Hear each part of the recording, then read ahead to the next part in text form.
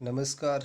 मैं doctor Navneet Sangwan international trade paper में आज ये तीसरा वीडियो है जो अपना चैप्टर 1 है।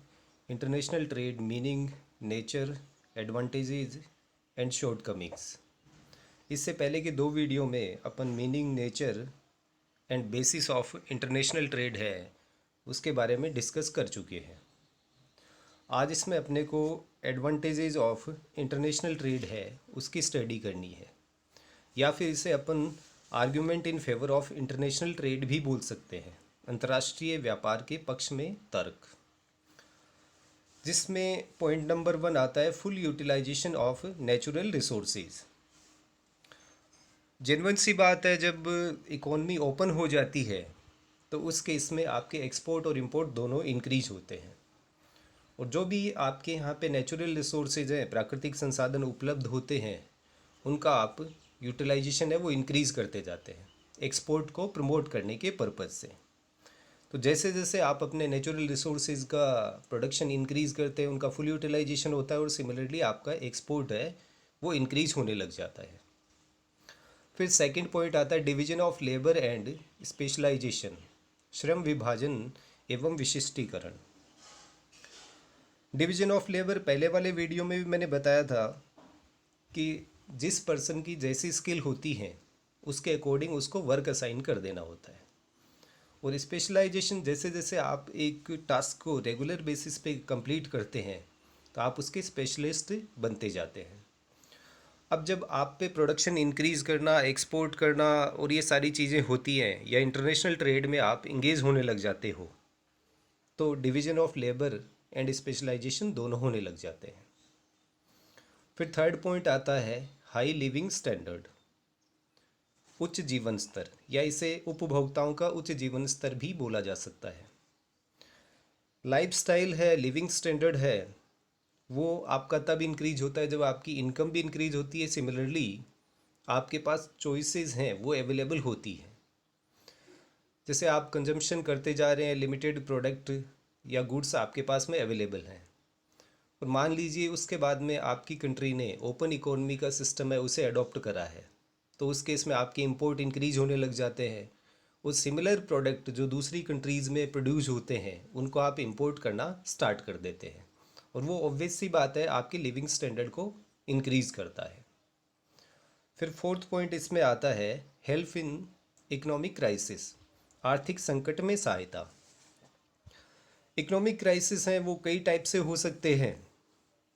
जैसे किसी कंट्री में वॉर कंडीशन आ जाती है, या नेचुरल क्लैमिटीज़ लाइक फ्लड हो गया,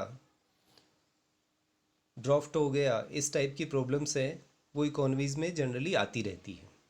अब उन सिचुएशंस में जैसे फ्लड आ गई, सारी फसल आपकी ख़राब हो जाती है, मान लीजिए फूड ग्रेन्स हैं, खाद्यान्न है, वो आपके पास उपलब्ध नहीं है। अगर आप इंटरनेशनल ट्रेड में इंगेज हैं तो दूसरी कंट्री से आप फूड ग्रेन्स या खाद्यान्न है उनका आयात कर सकते हैं। ऐसे ही किसी दूसरी कंट्री में इस टाइप की प्रॉब्लम्स आती है, और सपोज़ आपके यहाँ पे डोमेस्टिकली एक्सेसिव प्रोडक्शन है किसी चीज़ का, तो आप दूसरी कंट्री को इजीली एक्सपोर्ट कर सकते हैं। फिर नेक्स्ट इसमें आता है equality in price of goods and services, वस्तुओं एवं सेवाओं के मूल्य में समानता।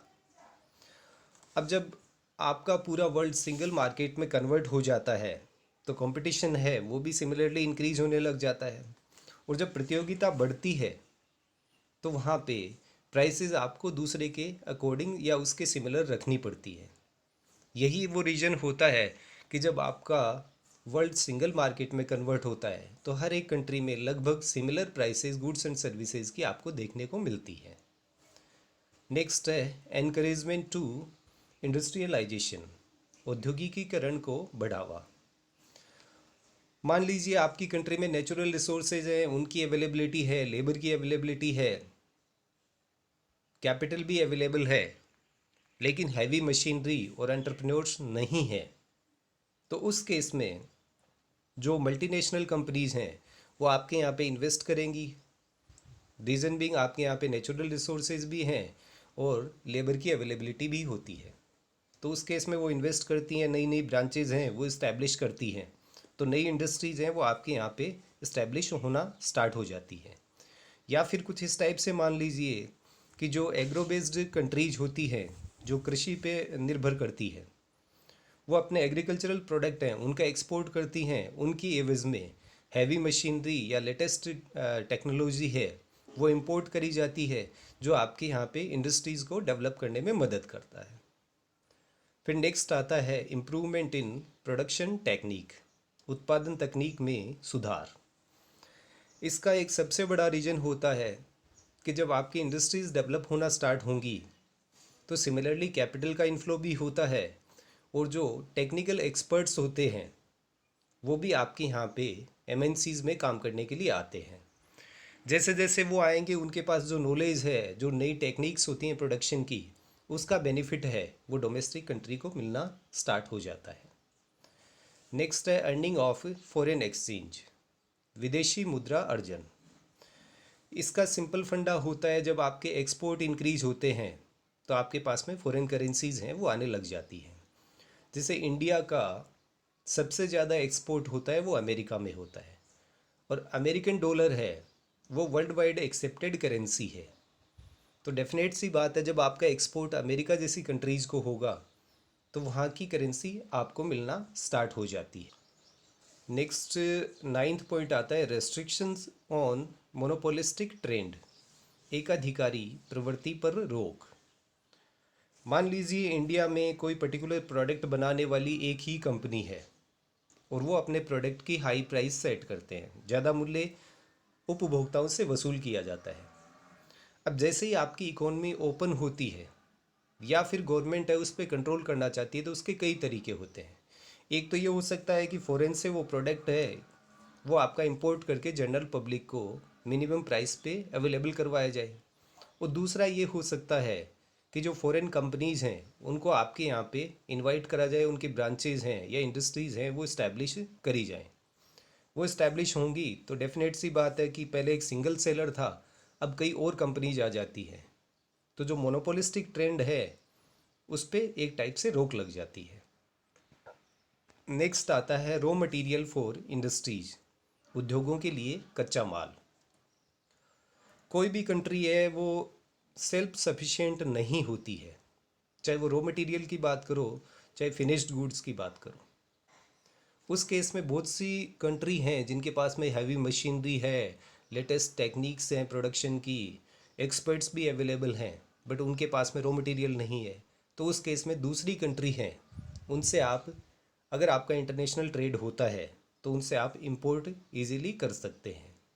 इट मीन्स जो भी आपकी डोमेस्टिक इंडस्ट्री हैं या दूसरी कंट्री की इंडस्ट्री हैं, जब आपका मार्केट सिंगल कन्वर्ट होता है तो आप दूसरी कंट्री से रॉ मटेरियल इजीली इंपोर्ट कर सकते हैं।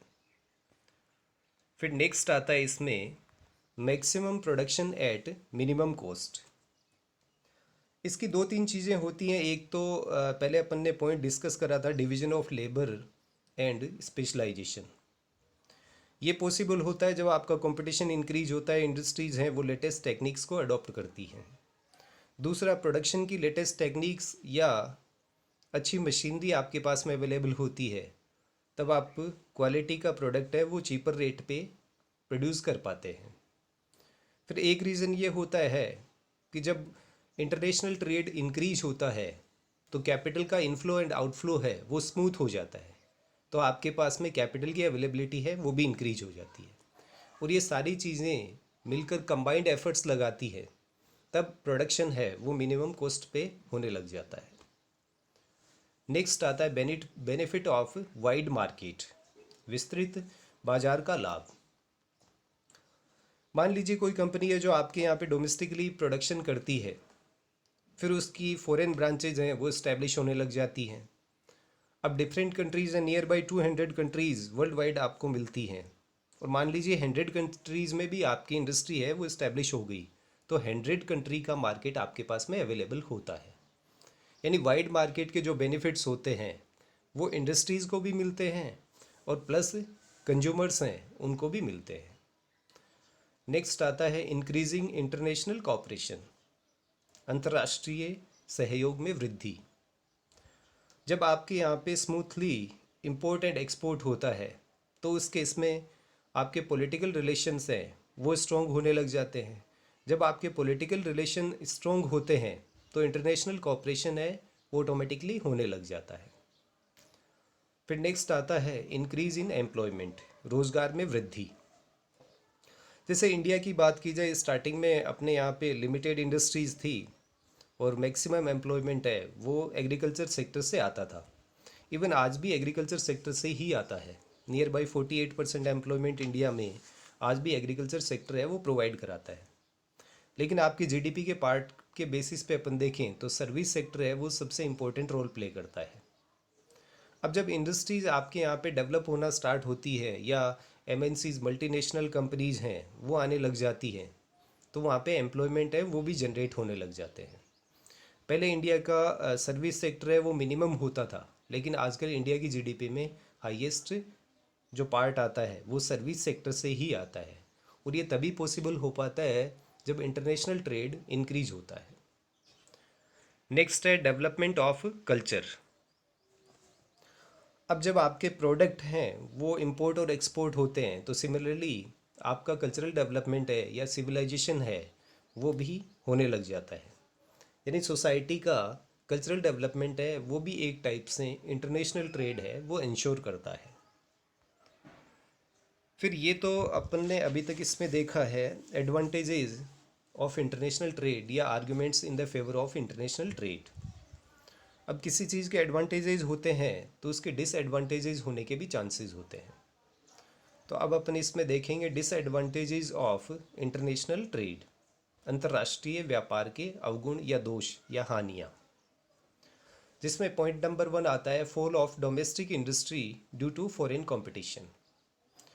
जैसे विदेशी प्रतियोगिता के कारण घरेलू उद्योगों का पतन। जैसे इंडिया के रेफरेंस में ही अपन बात करें तो पहले स्मॉल स्केल, मीडियम स्केल और टीनी कोटेज इंडस्ट्रीज़ हैं वो इंडिया में खूब होती थी, आज भी हैं। लेकिन जो हैवी इंडस्ट्रीज़ आई हैं, आपका कैपिटल इनफ्लो होना स्टार्ट हुआ है, मल्टीनेशनल कंपनी जब से आई है तो उनके सामने कंपटीशन में टिक नहीं पाती है। इसीलिए इंडिया में जो स्मॉल टीनी कोटेज इंडस्ट्रीज़ हैं उसमें सिक यूनिट है वो बहुत ज़्यादा है, बीमारू इकाइयाँ, यानी जो अपनी कॉस्ट को ही रिकवर नहीं कर पाती है। तो इंटरनेशनल ट्रेड का ये एक बड़ा नुकसान होता है कि आपकी डोमेस्टिक इंडस्ट्रीज़ हैं वो कंपटीशन की वजह से ख़त्म होने के कगार पे आ जाती है। Second, misuse of natural resources, प्राकृतिक साधनों का दुरुपयोग। एक टाइप से कंपटीशन जैसे इंक्रीज होता है, हर कंट्री है वो एक्सपोर्ट करने पे फोकस करती है, इंपोर्ट को मिनिमाइज करना चाहती है। उस केस में एक टाइप से अंधाधुंध खनन होता है आपके जितने भी खनिज संपदा होती हैं उनका, यानी नेचुरल रिसोर्सेज है उसका एक्सप्लोटेशन करना प्रोड्यूसर हैं वो स्टार्ट कर देते हैं। एक जो एमएनसीज आती हैं उनका टारगेट अपने प्रॉफिट को मैक्सिमाइज करना होता है, तो वो भी आपके जो नेचुरल रिसोर्सेज हैं उनको इस टाइप से यूज़ में लेती हैं कि वो धीरे धीरे ख़त्म होने लग जाते हैं। Next, barrier to self dependence, आत्मनिर्भरता को बाधा या आत्मनिर्भरता में बाधा। जब आप इंपोर्ट, इंटरनेशनल ट्रेड होता है तो आप इंपोर्ट पे डिपेंड करने लग जाते हैं। जैसे इंडिया की अपन बात करें तो चाइना से मैक्सिमम प्रोडक्ट आप इंपोर्ट करते हो। जो छोटी छोटी चीज़ें आती हैं, इलेक्ट्रिक आइटम्स हो गए या मोबाइल इक्विपमेंट्स हो गए, ये सारी चीज़ें इंपोर्ट करी जाती हैं। रीज़न बीइंग वहाँ पे चीपर रेट पे प्रोड्यूस होती हैं, सस्ती दरों पे उत्पादित होती हैं। अब अपने पास में चीपर रेट पे ये प्रोडक्ट इंपोर्ट होने लग जाते हैं तो अपन खुद प्रोड्यूस करने के बारे में सोचते ही नहीं है, और वो चीज़ होती है जो अपने सेल्फ डिपेंडेंस में एक बैरियर बन जाती है। नेक्स्ट है इम्बैलेंस डेवलपमेंट ऑफ कंट्री, देश का असंतुलित विकास। बैलेंस्ड डेवलपमेंट किसे माना जाएगा?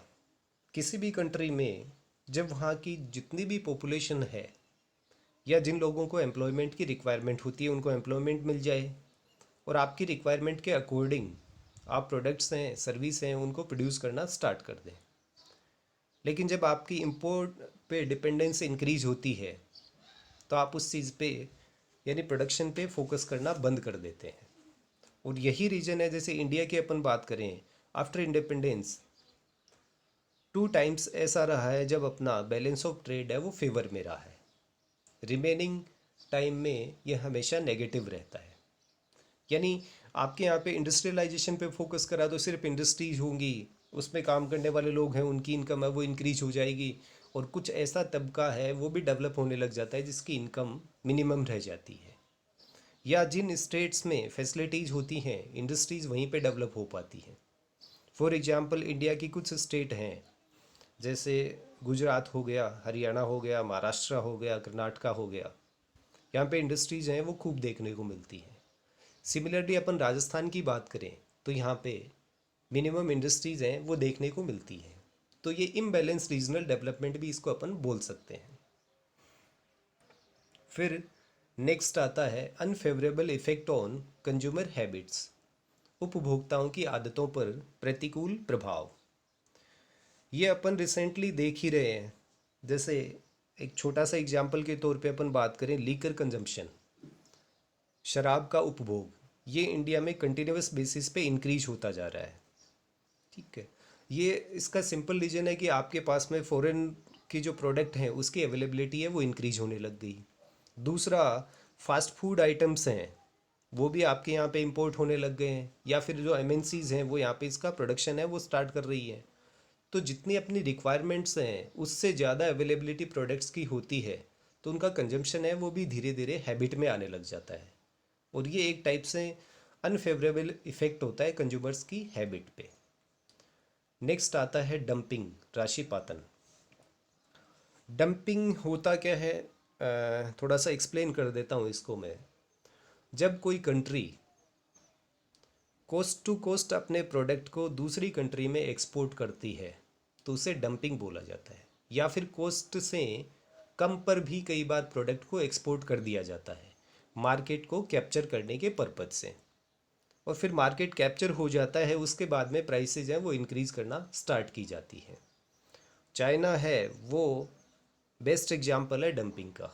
बहुत सी कंट्रीज़ में अपने प्रोडक्ट को वो डंप करता है, यानी वहाँ पे अब कम प्राइस पे प्रोडक्ट को सेल आउट करता है, फिर लोग उनके हैबिचुअल हो जाते हैं, उसके बाद में उनकी प्राइसेस थोड़ी थोड़ी इंक्रीज़ करके प्रॉफिट अर्न करा जाता है।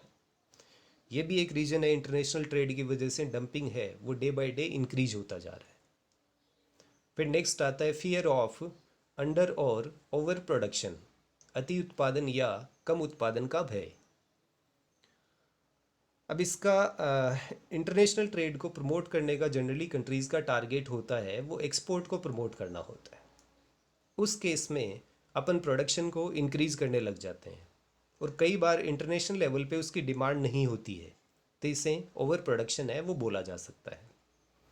कई बार कंपनीज है वो मार्केट को एनालाइज करती हैं और डिमांड है वो उनको नहीं दिख रही होती है, तो उस केस में वो प्रोडक्शन को डिक्रीज़ कर देते हैं, और प्रोडक्शन इतना डिक्रीज होता है कि डोमेस्टिक जो रिक्वायरमेंट है, घरेलू आवश्यकताएं हैं, उनको भी अपन पूरा नहीं कर पाते हैं। तो उस केस में अंडर प्रोडक्शन है उसका डर रहता है। नेक्स्ट आता है decrease in international consumption, sorry decrease in internal consumption, आंतरिक उपभोग में कमी। आंतरिक उपभोग में कमी का मतलब यहाँ पे ये नहीं है कि जो प्रोडक्ट हैं उनको आप उनका कंजम्पशन है वो ड्रास्टिक रूप से डिक्रीज़ कर देते हैं। यहाँ पे सिंपल सा जो बात आती है वो इतनी सी होती है कि आप एक्सपोर्ट से फॉरेन करेंसी अर्न करने के पर्पज़ से क्वालिटी प्रोडक्ट है उनको एक्सपोर्ट कर देते हैं। जैसे इंडिया का एग्जांपल लिया जा सकता है, चाय एक ऐसा प्रोडक्ट है उसमें क्वालिटी वाली चाय है वो जनरली एक्सपोर्ट करी जाती है, रिमेनिंग पार्ट है वो इंडिया के कंज्यूमर्स के लिए अवेलेबल हो पाता है। यानी इंटरनल कंजम्पशन है वो इनडायरेक्टली डिक्रीज होता है, रीजन बीइंग क्वालिटी प्रोडक्ट आप एक्सपोर्ट कर देते हो। नेक्स्ट है प्रॉब्लम इन वॉर टाइम, युद्ध काल में कठिनाई। इसमें एक छोटा सा एग्जांपल मैं इंडिया पाकिस्तान का लूँगा। इंडिया है वो हर साल लगभग 60,000 करोड़ के इक्विवेलेंट शुगर है वो पाकिस्तान से इंपोर्ट करता है, और ये अपन सब लोग जानते हैं इंडिया और पाकिस्तान के बॉर्डर पे टेंशन है वो लगभग हर समय पे देखने को मिलती है। सपोज़ कीजिए दोनों कंट्रीज़ में वॉर हो जाए तो उस केस में इंडिया डेफिनेटली उस शुगर का इंपोर्ट है वो बंद कर देगा, तो पाकिस्तान के एक्सपोर्टर्स को इसका लॉस होगा। सिमिलरली इंडिया और अमेरिका दोनों के ट्रेड रिलेशन प्रेजेंटली अच्छे हैं। इंडिया एक्सपोर्ट है वो सबसे ज़्यादा अमेरिका को करता है। मान लीजिए कल को अमेरिका के साथ में इंडिया की वॉर सिचुएशन हो जाती है, तो अमेरिका इंडिया से इंपोर्ट होने वाले प्रोडक्ट को बैन कर देगा। उस केस में इंडिया के एक्सपोर्टर्स हैं उनको लॉस होने लग जाएगा। तो वॉर कंडीशन में इंटरनेशनल ट्रेड है वो एक टाइप से लॉस मेकिंग सिचुएशन बन जाती है। फिर नेक्स्ट आता है इंटरनेशनल कन्फ्लिक्ट्स, अंतर्राष्ट्रीय संघर्ष। सेकेंड वर्ल्ड वॉर के बाद में डायरेक्टली कोई वर्ल्ड वॉर नहीं हुआ है, लेकिन प्रेजेंटली ट्रेड वॉर नाम आप लोगों ने न्यूज़पेपर वगैरह में या टीवी में खूब देखा होगा। जैसे अमेरिका और चाइना है उसमें क्लैशेज होते हैं, तो वो ट्रेड वॉर है एक टाइप से। सिमिलरली इंडिया है उसके चाइना के साथ में जैसे ही रिलेशन ख़राब होते हैं, ट्रेड वॉर है वो स्टार्ट हो जाता है। यानी ये चीज़ें होती हैं वो इंटरनेशनल लेवल पे कन्फ्लिक्ट्स हैं उनको इंक्रीज़ करती है। फिर नेक्स्ट आता है इसमें loss from unfavourable terms of trade, प्रतिकूल व्यापार शर्तों से क्षति। जनरली अंडर डेवलप्ड और डेवलपिंग कंट्रीज़ हैं उसको ये लॉस ज़्यादा होता है, क्योंकि उनको अनफेवरेबल टर्म्स ऑफ ट्रेड हैं उनको भी एक्सेप्ट करना पड़ जाता है। तो इस भी यहाँ पे अपन इससे बोल सकते हैं कि इंटरनेशनल ट्रेड में जनरली अंडर डेवलप्ड और डेवलपिंग कंट्रीज़ को unfavourable terms of trade face करना पड़ता है। नेक्स्ट, पॉलिटिकल स्लेवरी, राजनीतिक दास्ता। रिसेंट का ही एक एग्जांपल दे रहा हूँ। नेपाल है वो किसी टाइम पे इंडिया का सबसे फ्रेंड नेबर हुआ करता था, यानी इतने बढ़िया आपके पॉलिटिकल रिलेशंस होते थे। लेकिन नेपाल में जैसे ही लेफ़्ट पार्टी की गवर्नमेंट आई, उनके रिलेशन चाइना के साथ में डेवलप होने स्टार्ट हो गए। अब इंडिया को वो बार बार अवॉइड करते हैं, यानी एक टाइप से नेपाल की जो गवर्नमेंट है वो इनडायरेक्टली चाइना की पॉलिटिकल स्लेवरी को एक्सेप्ट कर रही है, उसकी राजनीतिक दास्ता को स्वीकार कर रही है, और ये इंटरनेशनल ट्रेड की वजह से ही होता है। Next, demerits of demonstration effect, प्रदर्शन प्रभाव के दोष। अब जब कंट्रीज हैं उसमें इंटरनेशनल ट्रेड होने लग जाता है, तो कई बढ़िया पैकिंग के जो प्रोडक्ट होते हैं वो आपको एक टाइप से इस टाइप के लगते हैं कि आप बार बार उनकी तरफ अट्रैक्ट होते हैं। तो जो डेमोन्स्ट्रेशन इफ़ेक्ट है वो भी कहीं ना कहीं इंटरनेशनल ट्रेड के थ्रू कंट्रीज़ पे एक टाइप से बैरियर, एक टाइप से बर्डन बनता जाता है। जैसे आपके यहाँ पे जितने ज़्यादा नंबर ऑफ़ प्रोडक्ट की अवेलेबिलिटी होती है, तो जो रिच या अपर मिडिल क्लास है वो उन प्रोडक्ट को इजीली परचेज़ कर पाती है। लेकिन रिमेनिंग जो पार्ट ऑफ पॉपुलेशन है जिसे अपन पुअर बोल सकते हैं या लोअर मिडिल क्लास है, वो उन प्रोडक्ट को अफोर्ड नहीं कर पाता है। तो एक टाइप से प्रदर्शन प्रभाव किसका होता है यहाँ पे, रिच और अपर मिडिल क्लास का, और किसके लिए होता है, पुअर्स और लोअर मिडिल क्लास के लिए। ये इंटरनेशनल ट्रेड होने से आपके पास में प्रोडक्ट की अवेलेबिलिटी होती है और ये फिर सारी चीज़ें दिखावे की आपके सामने होती है। नेक्स्ट, इकोनॉमिक एक्सप्लॉयटेशन, आर्थिक शोषण।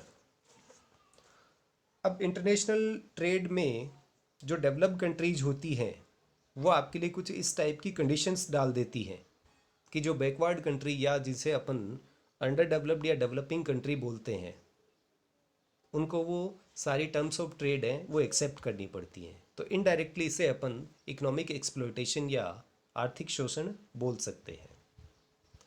लास्ट पॉइंट आता है पॉलिटिकल एंड एडमिनिस्ट्रेटिव करप्शन, राजनीतिक एवं प्रशासनिक भ्रष्टाचार। राजनीतिक इसलिए बोला जाता है बहुत सी बार, जैसे इंडिया की कई सारी डिफेंस डील होती हैं, जनरली उसमें करप्शन के आरोप हैं वो लगते रहते हैं। और एडमिनिस्ट्रेटिव इसको इसलिए बोला जाता है कि फॉरेन की जो एमएनसीज आती हैं इस्टेब्लिश होने के लिए, तो उनको डिफरेंट क्लियरेंस की रिक्वायरमेंट होती है, जैसे लाइसेंस लेना हो गया और कई सारी चीज़ें, प्रोडक्ट की क्वालिटी क्या होगी, कितना बड़ा प्लांट आपका है, तो उस क्लियरेंस में एडमिनिस्ट्रेटिव लेवल पे करप्शन देखने को मिलता है। तो ये उसी केस में होता है जब आपके इंटरनेशनल ट्रेड होता है। हालांकि 100% उस केस में अपन नहीं बोल सकते, बट इंटरनेशनल ट्रेड होगा तो ये चीज़ें सिमिलरली आपको देखने को मिलती हैं। तो आज के चैप्टर में दो चीज़ें अपन ने देखी हैं, एडवांटेजेस ऑफ इंटरनेशनल ट्रेड या argument in favour of international trade, और एक देखा है डिसएडवांटेजेस ऑफ इंटरनेशनल ट्रेड या argument against the international trade. Next video में अपन प्रॉब्लम्स ऑफ इंटरनेशनल ट्रेड और suggestions for removal of problems of international trade है उसकी स्टडी करेंगे। तो आज के लिए इतना ही। Thank you. जय हिंद। जय